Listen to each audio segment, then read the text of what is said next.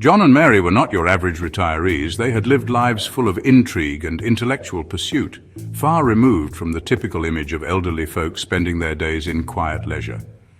John, a former intelligence analyst, possessed a mind sharp as a hawk, able to spot patterns others missed. His career had been built on uncovering hidden truths, and even in retirement, his analytical skills remained razor-sharp. Mary, a renowned historian, understood the ebb and flow of power, the rise and fall of empires. Her expertise in historical patterns and events gave her a unique perspective on the present, allowing her to see connections that others overlooked. They were two sides of the same coin, their strengths complementing each other perfectly. Together they formed a formidable team capable of tackling any mystery that came their way. Our retirement was comfortable, filled with books, gardening, and the company of our grandchildren.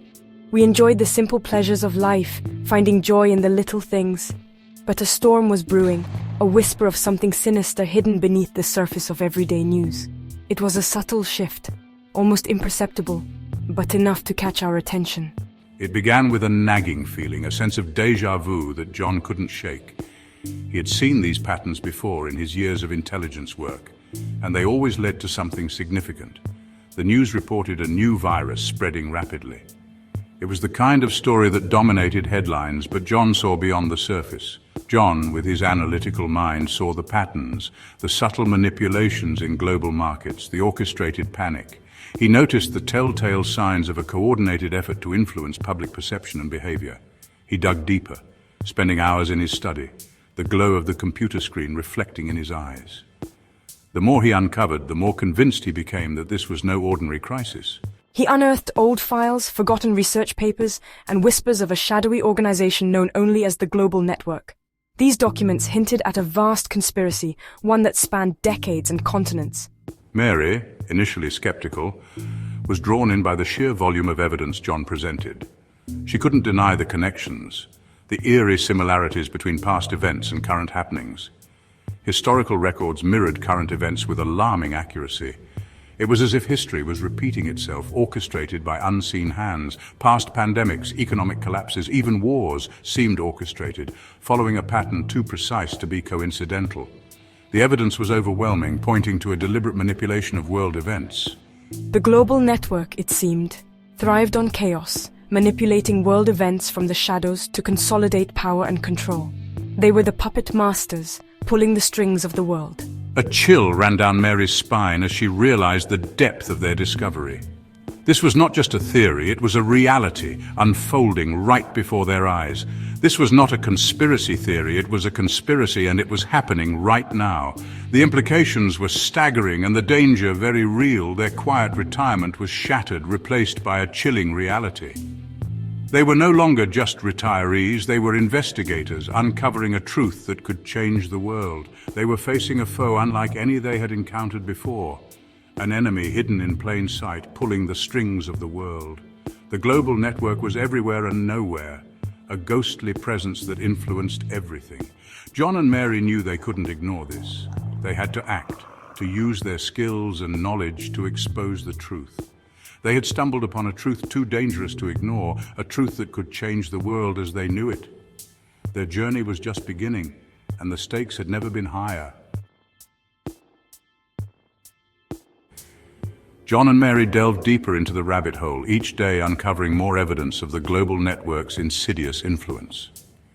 What started as a casual investigation quickly turned into an all-consuming quest for truth.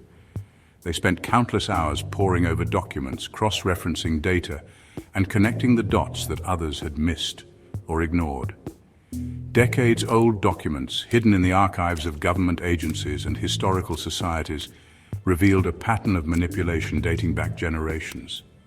These documents were not easy to find. They were buried deep within layers of bureaucracy, often mislabeled or intentionally obscured.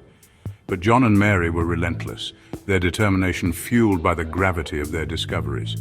The network's fingerprints were everywhere, from the assassination of political figures who opposed their agenda to the engineering of financial crises that benefited their coffers. Old newspapers and news footage painted a chilling picture of a world subtly controlled by unseen hands.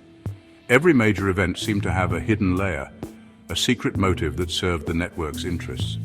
They discovered that the network wasn't a monolithic entity, but rather a collection of powerful individuals, CEOs of multinational corporations, high-ranking government officials, and even members of royal families.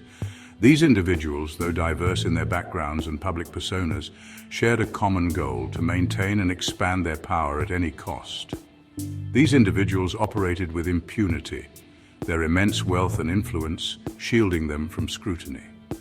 They attended exclusive galas and secret meetings where decisions that shaped the world were made behind closed doors. The public saw them as philanthropists and leaders, but John and Mary knew better. Their goal was simple: to reshape the world in their image. A world where they dictated the terms and the rest of humanity served as pawns in their game. This vision of the future was not one of progress and equality, but of control and subjugation. The network's plans were grandiose, involving advanced technology and sophisticated surveillance systems to keep the population in check. John, with his experience in intelligence gathering, taught Mary the art of steganography, hiding messages within seemingly innocuous images and text. This skill became crucial as they needed to communicate without arousing suspicion. They developed a complex system of codes and signals, turning everyday objects into tools of resistance. They communicated in code, their words a cryptic dance that only they understood. Each message was carefully crafted to avoid detection, a testament to their growing expertise and the seriousness of their mission. Their conversations, once mundane, now carried the weight of their shared secret. Their home, once a sanctuary of peace and quiet, transformed into a war room. The dining table was covered in papers and laptops, the walls adorned with maps and charts. Every corner of their home was now dedicated to their investigation, a constant reminder of the battle they were fighting. Maps adorned the walls, dotted with pins and connected by red strings, charting the network's global reach. Each pin represented a piece of the puzzle, a clue that brought them closer to understanding the full scope of the network's influence. The evidence board became a living document of their progress, constantly evolving as they uncovered new information. The more they learned, the more they realized the enormity of the task before them.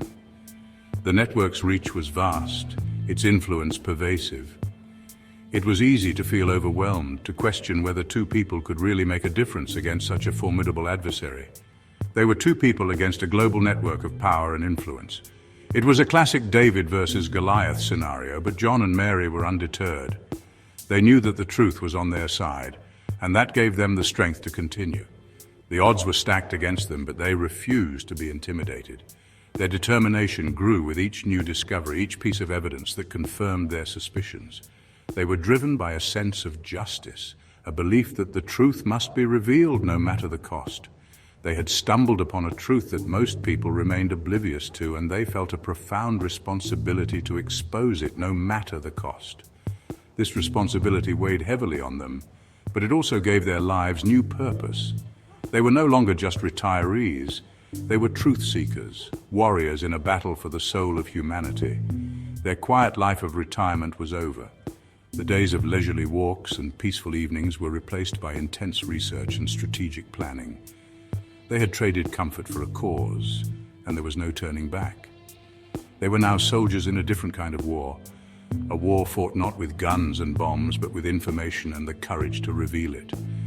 This was a war of ideas, of truths and lies, and John and Mary were determined to be on the right side of history. They knew that their fight was just beginning, but they were ready for whatever lay ahead. The weight of their discovery pressed upon them. It was a revelation that would change their lives forever, a truth so profound that it demanded immediate action. They felt the gravity of their situation, knowing that their current lifestyle was no longer sustainable. They knew they couldn't fight the network from their suburban home. The walls that once provided comfort now felt like a cage, and the familiar streets seemed fraught with unseen dangers. They realized that staying would only make them more vulnerable. It was too exposed, too easily compromised. The suburban environment, with its predictable routines and close-knit community, offered no real protection.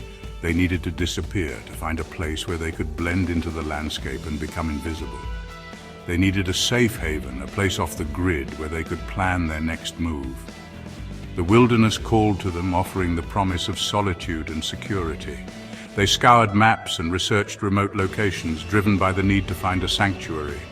They decided to sell their home, liquidating their assets and using the proceeds to purchase a large tract of land in the remote wilderness of Montana. It was a bold move, but one they felt was necessary. The vast, untamed landscape of Montana offered the isolation they craved. The land was our blank canvas, a chance to build a fortress of resilience against the encroaching darkness. We envisioned a home that was not just a shelter, but a stronghold. Every decision we made was guided by the need for security and self-sufficiency. We designed our new home to be entirely self-sufficient, powered by solar energy and equipped with a sophisticated water filtration system. We wanted to ensure that we could live independently, free from the constraints of modern infrastructure. The house itself was built into the side of a hill, its low profile and camouflaged exterior rendering it practically invisible from the air. This strategic design was crucial for their safety, allowing them to remain hidden from prying eyes. John, ever resourceful, constructed a series of hidden tunnels and escape routes, ensuring their safety should their sanctuary be compromised. These tunnels were their lifeline, a means of escape if the worst were to happen. He rigged the perimeter with motion sensors and cameras, creating an invisible web of security around their haven. This network of surveillance gave them peace of mind, knowing they would be alerted to any intrusions. Meanwhile, I focused on stocking our pantry with enough food and supplies to last for months, if not years. We knew that self-sufficiency was key to our survival, and we prepared meticulously for any eventuality. Our new life was a far cry from our comfortable retirement in the suburbs.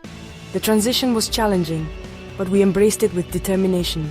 We left behind the conveniences of modern life, trading them for the promise of freedom and security. The days were long and arduous, filled with the challenges of building a life from scratch in the wilderness.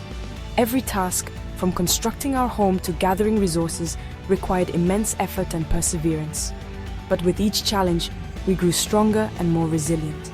But with each passing day, their resolve grew stronger. The hardships they faced only solidified their commitment to their new way of life.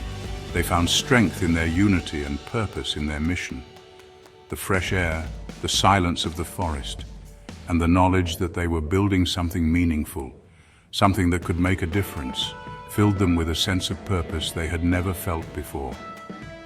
The tranquility of their surroundings provided a stark contrast to the chaos they had left behind. They were not just building a home, they were building a fortress, a beacon of hope in a world teetering on the brink. Their efforts were not just for their own survival, but for the possibility of a better future. In the heart of the wilderness, they found not just safety, but a renewed sense of purpose and hope.